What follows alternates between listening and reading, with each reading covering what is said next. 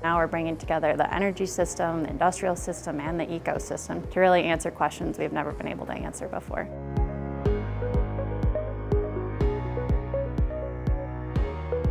What we're building is essentially a soup to nuts approach to applied research where we can take it from the concept to material products that will move the economy forward. Impact is trying to achieve industrial demonstration scale up where we can test and de-risk technologies for new industrial systems, new mineral processing to help industry bridge that valley of death.